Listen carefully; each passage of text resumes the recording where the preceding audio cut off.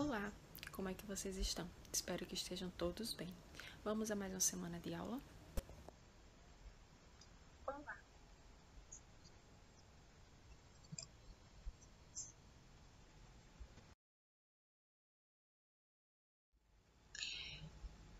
Em língua portuguesa, nós vamos trabalhar sobre verbos regulares. Mas o que são verbos regulares? São aqueles que, quando conjugado, eles não sofrem alteração nem nos radicais e nem nas terminações verbais. Exemplo para vocês, o verbo estudar, né? Verbo de primeira conjugação. Então, se vocês observarem a conjugação do verbo estudar, no presente vocês vão ter eu estudo, tu estudas, ele estuda. Nós estudamos, vós estudais, eles estudam. Então, o verbo estudar, ele permanece escrito da mesma maneira, que é o que nós chamamos de radical, até a letrinha D, certo?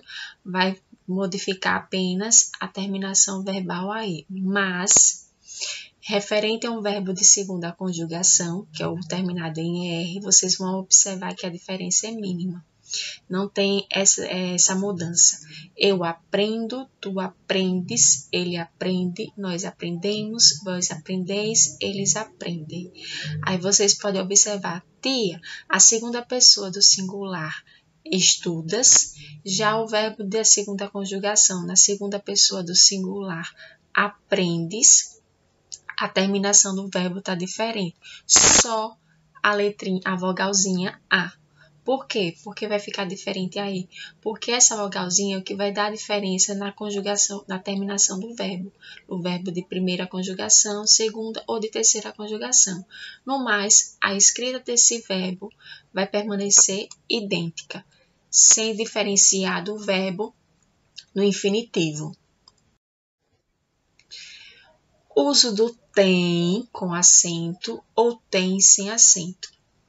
E o uso do vem com acento, vem sem acento ou vem onde o ele é dobrado.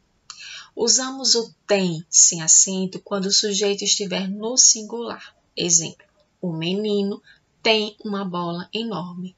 Então, eu usei o tem sem acento porque o sujeito menino está no singular.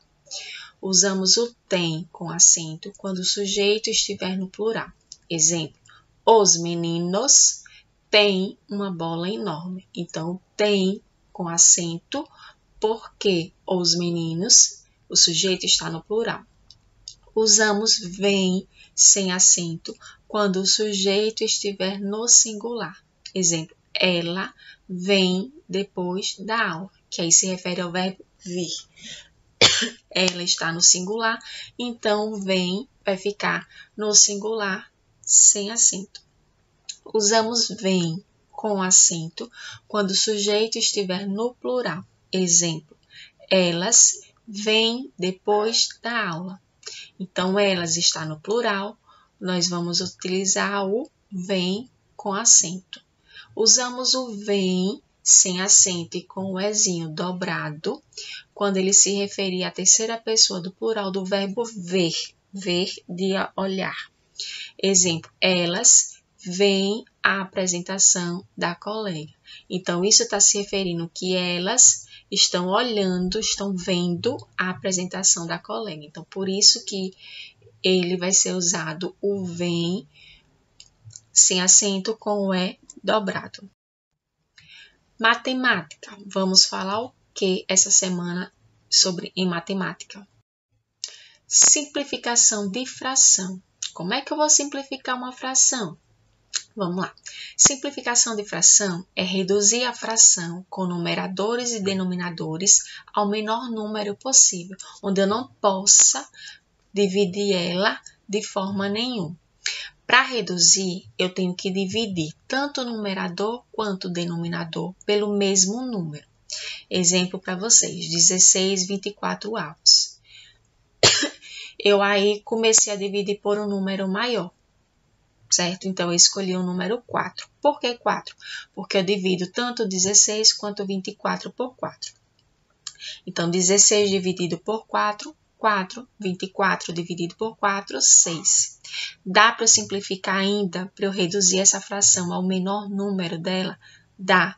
Que número eu posso dividir tanto 4 quanto 6? 2. Né? Eu não posso dividir por 4 porque o 6 não é divisível por 4. Então, eu tenho que procurar um número onde eu divida tanto o numerador quanto o denominador pelo mesmo. Então, 4 dividido por 2, 2. 6 dividido por 2, 3. Ainda dá para simplificar, para reduzir essa fração? Não. Então, a simplificação da fração 16/24 é 2 terços. Outro exemplo, 32/64. Esse aí eu preferi fazer a simplificação, dividir o numerador e o denominador a partir do menor número, que foi o número 2. Então, 32 dividido por 2, 16. 64 dividido por 2 dá 32. Ainda dá para simplificar? Tá, eu ainda posso dividir tanto 16 como 32. Posso continuar com o número 2? Posso. Então, 16 dividido por 2, 8. 32 dividido por 2, 16. Dá para eu dividir ainda? Dá. Por 2? Por 2, tia. Então, 8 dividido por 2, 4. 16 dividido por 2, 8. Ainda posso dividir por 2? Posso. Porque 4 e 8 eu posso dividir pelo número 2. 4 dividido por 2, 2. 8 dividido por 2, 4. Ainda dá para eu diminuir? Dá. Então, eu vou ainda continuar dividindo pelo número 2. 2 dividido por 2, 1. 4 dividido por 2, 2. Eu posso ainda reduzir essa fração? Não. Então, eu termino aí. Tia, mas eu podia começar a divisão da fração 32/64 pelo número 4? Se eu puder dividir tanto o numerador quanto o denominador pelo número 4, eu posso. Números mistos. O que é números mistos? É a forma é os números formados por uma parte inteira e uma parte fracionária. Então, toda vez que eu tiver uma parte inteira e uma parte fracionária, eu digo que são números mistos. Exemplo, 2, 7 terços. Então, o 2 é a parte inteira, o 7 terços é a parte fracionária. Outro exemplo, 4, 5 sextos. Então, 4 é a parte inteira, 5 sextos é a parte fracionária. Então, eu digo que é um número misto. Como é que eu vou resolver esse número misto? Eu posso transformar uma fração imprópria em um número misto, assim como eu posso transformar um número misto em uma fração imprópria. Vamos ver detalhadamente. Então, para transformar uma fração imprópria em um número misto, divide-se o numerador pelo denominador da fração. Então, o quociente dessa divisão será a parte inteira e o resto dessa divisão será o numerador da nova fração. E o denominador vai permanecer o mesmo. Exemplo, transforme a fração 15 sétimos em um número misto. Então, eu pego 15, divido, 15 é o numerador, divido por 7, que é o denominador. Então, vai dar 2. 2 vezes 7, 14. 15 menos 14, 1. Aí já foi uma divisão exata. Como é que eu vou fazer isso? Eu vou pegar o quociente. Qual é o quociente dessa divisão? 2. Então, o 2 vai ser a minha parte inteira. E quem vai ser o numerador da minha nova fração? O resto. Qual é o resto? 1. Então, 1. O denominador vai permanecer o número 7 da fração inicial. Então, o número misto da fração 15 sétimos é 2, 1 sétimo. E como é que eu transformo agora um número misto em uma fração imprópria? Então, para transformar um número misto em uma fração imprópria, multiplica-se o inteiro pelo denominador e soma-se o resultado ao numerador da parte fracionária, encontrando assim o numerador da fração. O denominador vai permanecer igual. Ficou confuso, mas vamos entender por meio de um exemplo. Eu tenho um número misto 3, 2 sétimos. Como é que eu vou resolver isso? Eu vou pegar o inteiro, 3, vou multiplicar pelo denominador 7 e somar com o numerador 2 da fração. Então, 3 vezes 7, 21. 21 mais 2, 23. Então, eu vou ter 23 sétimos. Por quê? O denominador vai ser 7, porque ele vai permanecer igual ao denominador da fração anterior. Então, 3, 2 sétimos é igual a 23 sétimos. É assim que eu acabo transformando um número misto em uma fração imprópria. Fração e a reta numérica. Em uma reta numérica, os números são representados em ordem crescente.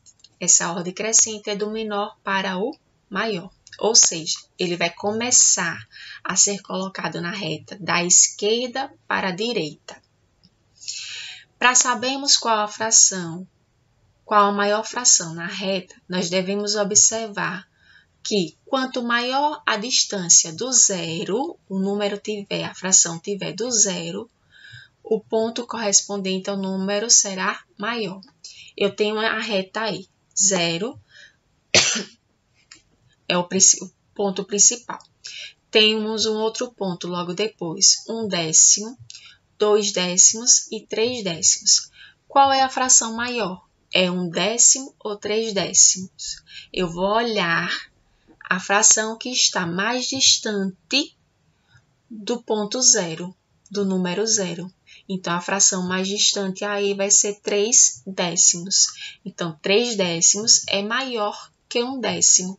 Quanto mais estiver próximo do número zero a fração, menor ela será. Quanto mais distante, maior será a fração. Frações com numeradores e denominadores diferentes. Como é que a gente vai resolver ela? Então, quando as frações têm numeradores e denominadores diferentes, para saber qual é a maior e a menor fração, nós vamos escrever frações equivalentes com o menor denominador comum, ou seja, o denominador tem que ser comum entre as duas frações. E depois, comparar os numeradores. Exemplo para facilitar melhor o entendimento de vocês. 2 dozeavos e 5 oitavos. Então, eu tenho frações com numeradores diferentes, 2 e 5, e denominadores diferentes, 12 e 8. Como é que eu vou saber qual dessas duas frações é maior ou menor? O famoso MMC. Tia, eu posso tirar o MMC fazendo a divisão do denominador 12 e 8? Posso, aquele mesmo processinho, 12 e 8, e passo o traço e vou dividindo. Mas posso também achar os múltiplos de 12 e os múltiplos de 8. Então, múltiplos de 12, 0, 12, 24, 36, 48 e assim sucessivamente. Múltiplos de 8, 0, 8, 16, 24, 32. Olá, que bacana! Achei um número que é comum entre os dois denominadores, que é o 24. Eu tenho 24 no 12 e 24 no múltiplo 8. Então, o MMC entre 12 e 8 vai ser 24. E aí, o que é que eu vou fazer? Eu vou pegar a primeira fração, 2 dozeavos. Então, eu faço o seguinte, eu pego o MMC 24, coloco embaixo do traço. Ainda com ele, eu divido o 24, o MMC 24, por 12, que é o denominador da fração inicial, e multiplico ele por 2. Então, 24 dividido por 12 vezes 2 vai dar 4. E o MMC permanece 24. Vou para a segunda fração, 5 oitavos. Esse mesmo processo. Pego o MMC 24, coloco embaixo na fração.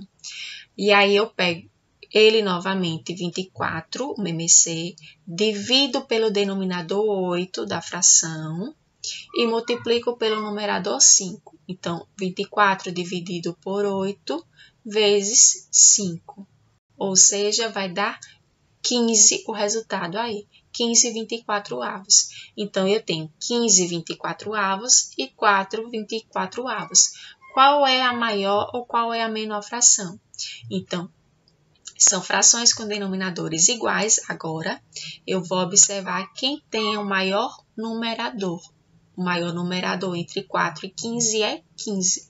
Então, 15, 24 avos é maior que 4, 24 avos. Geografia. Vamos falar o que sobre geografia? Em geografia, vamos trabalhar sobre o comércio e a sua importância. O que é o comércio? O comércio é a compra, venda ou troca de produtos ou mercadorias. O comércio ele se divide em dois tipos. Aquele comércio quando ele é feito dentro do país, entre os municípios e os estados, nós chamamos de comércio interno. E o outro tipo de comércio é quando ele é feito entre países. Nós chamamos de comércio externo. Tá, vamos entender melhor como é. O comércio interno é aquele comércio onde é feito dentro do país. Por exemplo, no Brasil, certo? Um estado fazendo comércio com outro estado no Brasil, nós dizemos que é um comércio interno. E o Brasil fazendo comércio com os Estados Unidos, são dois países diferentes, nós dizemos que é o comércio externo. Quando o país compra mercadorias de outros países, ele está importando, ou seja, está ocorrendo a importação de produtos.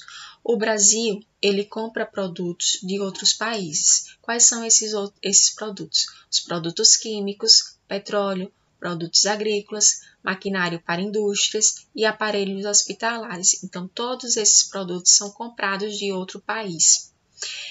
Já quando o país vende mercadorias para outros países, ele está exportando, então isso ocorre a exportação. Então, quando o Brasil ele vai vender os seus produtos para um outro país, ele vai exportar os seus produtos, ou seja, vai para outro local.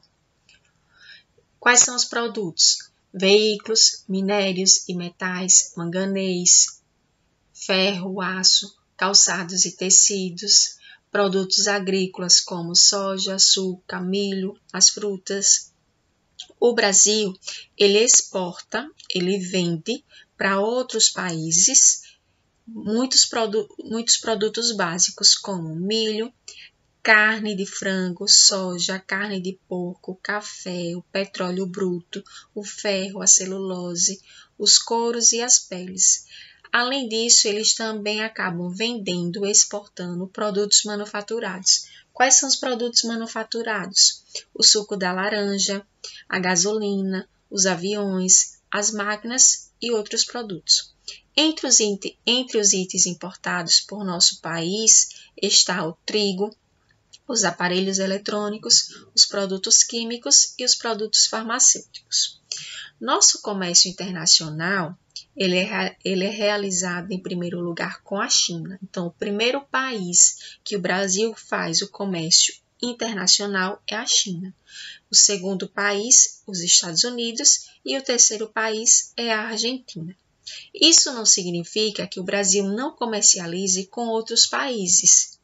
Claro que eles vão comercializar, mas esses 3 países são os maiores compradores de produtos brasileiros atualmente. Tanto o comércio interno quanto o comércio externo são indispensáveis à economia do país. Por quê? Porque vendendo dentro do próprio país e vendendo para outros países vai ajudar na circulação de dinheiro e no crescimento econômico do país. O comércio feito em lojas, supermercados, feiras, shopping centers são chamados de varejo ou comércio varejista. Já o comércio que é feito em grandes quantidades é chamado de atacado, o comércio atacadista. Esse comércio é quando você compra em grande quantidade. O comprador é conhecido como consumidor, então as pessoas que compram os produtos são chamados de consumidores. Para facilitar a distribuição dos produtos, o comércio ele precisa de boas vias de transporte e de bons sistemas de comunicação, ou seja, precisa de estradas estradas em boas condições, certo? E um sistema de comunicação entre os países ou entre os municípios, estados, para que o comércio possa ter mais facilidade. História, tia. Vamos falar o que em história essa semana? Vamos falar da modernidade e cultura na Primeira República. Então, ao longo de toda a Primeira República, o café foi o principal produto da economia brasileira. O lucro que era obtido da exportação, certo, do café, acabou possibilitando a modernização e a instalação de muitas indústrias e empresas comerciais aqui no Brasil. Além disso, também teve a construção de estradas de ferro, especialmente nos estados de São Paulo e Rio. Então, para ligar uma cidade à outra, ligar São Paulo e Rio, foi por meio da construção de estradas de ferro, para ocorrer a comercialização. A comercialização do produto. Foi nesse período que surgiram os primeiros prédios altos, os teatros, os cafés, os cinemas, que passaram a oferecer lazer e diversão aos habitantes, certo, do Brasil mais ricos. Isso demonstra que a população que tinha um valor inferior, que não era tão rico, não tinha acesso a essas localidades, a esses locais. Na área urbana, na cidade, os automóveis, os ônibus e os bondes elétricos, eles substituíram os veículos que eram puxados por animais. Então, aí já é uma outra modernização. Nessas regiões mais desenvolvidas economicamente, aos poucos, a luz elétrica foi se tornando uma realidade, porque naquela época não existia luz elétrica ainda. Era por meio de candeeiros, né? Antigamente. Trago para vocês aí uma imagem do principal produto da economia brasileira na Primeira República e uma imagem de uma avenida localizada em Olinda, no estado de Pernambuco, onde vai demonstrar para a gente alguns prédios altos, vai mostrar aí também bondes, né, que passou a ter a partir da modernização. Tivemos também nesse período da Primeira República a Semana de Arte Moderna. Então, o processo de transformação política e de modernização das cidades, ele foi acompanhado de movimentos que acabaram discutindo ideias, valores e concepções artísticas, né? Isso para se adaptar à nova realidade da República. Ao longo da Primeira República, diversos artistas, eles buscaram uma arte que considerasse genuinamente brasileira, ou seja, uma arte que fosse totalmente brasileira, sem interferências, sem influência de outros países. Então, em fevereiro de 1922, foi o ano de comemoração dos 100 anos da independência do Brasil. E aí, o que foi que aconteceu? Alguns artistas realizaram um evento que ficou conhecido como a Semana de Arte Moderna. Esse evento foi durante 3 dias. Então, durante esses 3 dias, os escritores conhecidos por Mário de Andrade e Oswald de Andrade, o escultor Victor Brecht, os pintores Anita Malfatti e Di Cavalcanti e o músico Heitor Villa-Lobos, além de outros escritores, outros artistas, pintores, escultores, eles acabaram expondo as suas obras, que eram obras inovadoras para a época, né, porque aí é muito antigo, no Teatro Municipal de São Paulo. Então, aí foi o início da Semana da Arte Moderna. Os modernistas eram as pessoas conhecidas, eram esses artistas que ficaram sendo conhecidos. O que é que eles desejavam? Promover a ideia de independência cultural, ou seja, o Brasil tem uma cultura única, sem influência e sem interferência de outras culturas. E aí eles acabaram fazendo uma crítica. Então, eles criticavam o fato do Brasil, no Brasil, a arte ela ser muito parecida com o que era feito na Europa. Então, eles acabaram desejavam a liberdade da influência europeia. abrindo caminhos para uma arte e uma literatura com traços nacionais e desenvolver uma identidade com base nas características da população local. Isso aí ele quer trazer o quê? Que essa liberdade da influência da arte europeia aqui no Brasil ia facilitar um desenvolvimento de uma identidade brasileira, ou seja, eles iam olhar como era as características da população e desenvolver a arte aqui no Brasil.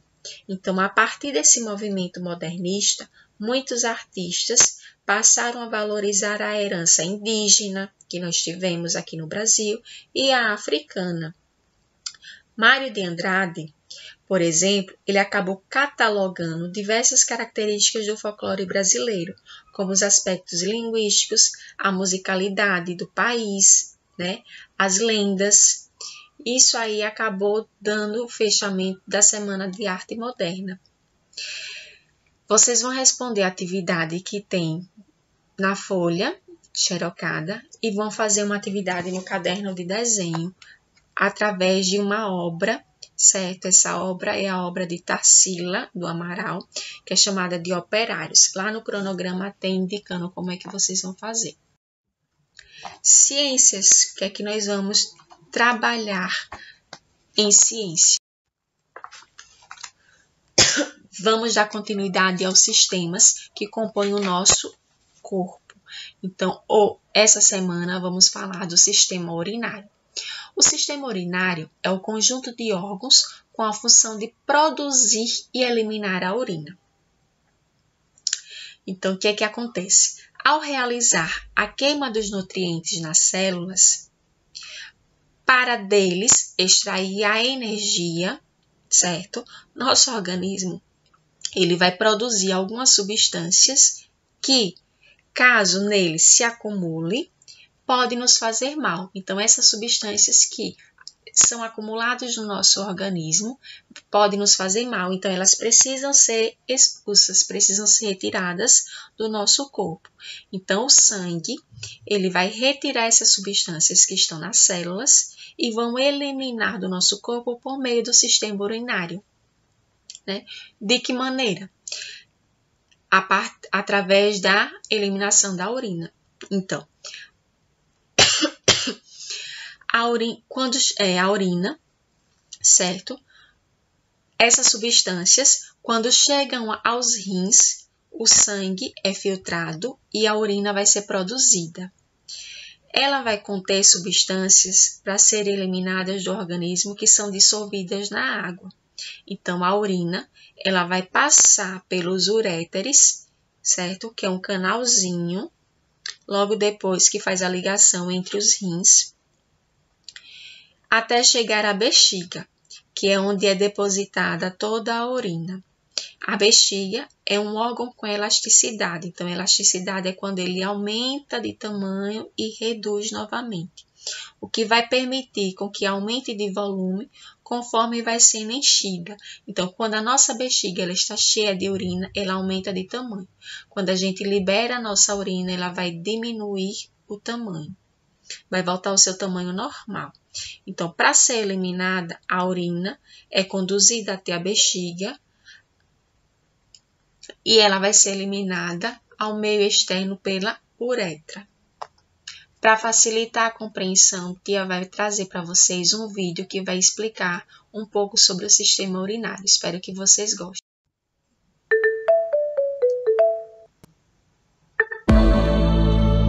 O corpo humano. O sistema excretor. Sistema urinário.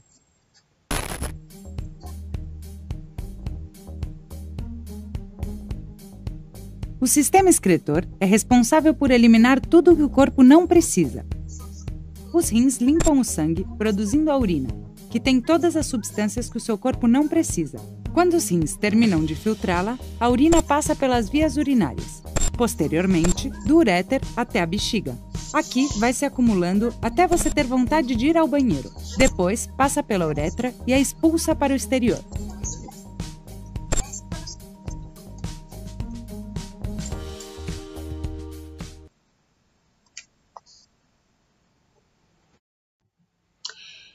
Religião, tia, vamos falar o quê? Em religião eu trago o tema para vocês, a amizade enche nosso viver. Então, nós sabemos, né, que nós não vamos conseguir, certo? Em algum momento, não vamos conseguir, não. Em algum momento da nossa vida, nós nos sentimos sós, né? Parece que não gostamos de mais nada e nem de ninguém. Então, essa sensação é o que nós chamamos de solidão, que de vez em quando todos nós sentimos. Mesmo que nós tenhamos pessoas próximas, mas às vezes nos sentimos sozinhos. Este é o momento que precisamos encontrar o outro. Esse outro é aquele amigo, o qual nós temos o qual nós possamos ter confiança nele. Então, o amigo ou os amigos, eles nos ajudam a crescer, a formar nossa personalidade, a realizar algo de bom para nós e para os outros, né? Então, quando nós temos uma grande amizade por alguém, não devemos nos fechar para as pessoas, porque a boa amizade nos abre cada vez mais para os outros e ela nos ajuda a sair de nós mesmos, certo? Do nosso eu, tornando-nos capazes de atos corajosos e nos faz crescer. Então, o amigo é alguém em quem se confia, é alguém em quem sabe arriscar tudo por nós, seja quando as coisas vão bem ou quando as coisas vão mal.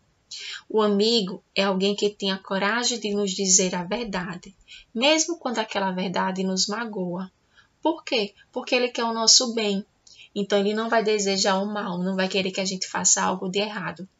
Mesmo que nós acreditemos que o que nós estamos fazendo está correto. Então, é aquele com o qual nós podemos crescer juntos. Então, é sempre bom lembrar que a amizade não aparece pronta, ela é conquistada. E essa conquista da amizade é aos poucos, por meio de confiança, né? Por meio de atos que nós vamos praticar com outra pessoa. Então, tia deixou para vocês um testezinho, que é o teste Sou Amigo. Vocês vão realizar esse teste, certo? No caderno de religião, vão responder. E depois que vocês responderem, vocês vão descrever uma experiência de amizade.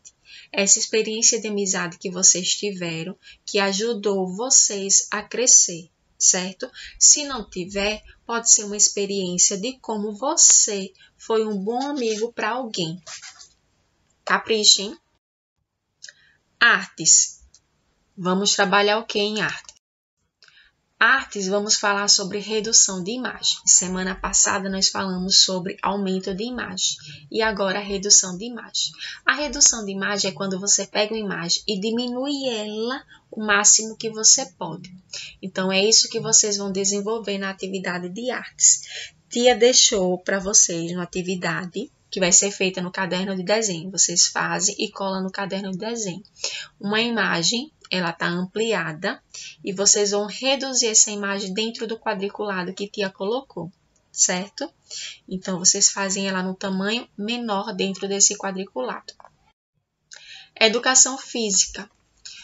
Vamos brincar essa semana? Vamos sim. Essa semana a tia trouxe um desafio. É o desafio do copo maroto. Como é que eu vou fazer esse desafio? Vocês vão pegar 3 copos, certo? E terão que fazer 3 movimentos. E no final desses 3 movimentos, os 3 copos, eles deverão estar virados de boca para cima. Então, como é que vai ocorrer esse movimento? Então, o movimento que vocês vão fazer é pegar com as 2 mãos, certo? Vocês vão pegar as 2 mãos e com cada mão mexer um copo. Então, se vocês têm 2 mãos, vocês têm direito de mexer 2 copos. No final, esses copos devem estar os 3 com a boca para cima. certo? Então, tia deixou o link no cronograma para vocês assistirem o videozinho e ver como é esse desafio, certo? Espero que vocês curtam. Vamos embarcar nesse desafio? Então, vocês desafiam o papai, a mamãe, o irmão, qualquer pessoa, para ver quem consegue deixar os 3 copos com a boca para cima. Lembre de filmar o joguinho e enviar no grupo da turma, certo? Espero que vocês curtam e gostem. Então, turma, por hoje nós encerramos. Até a próxima semana e continuem se cuidando.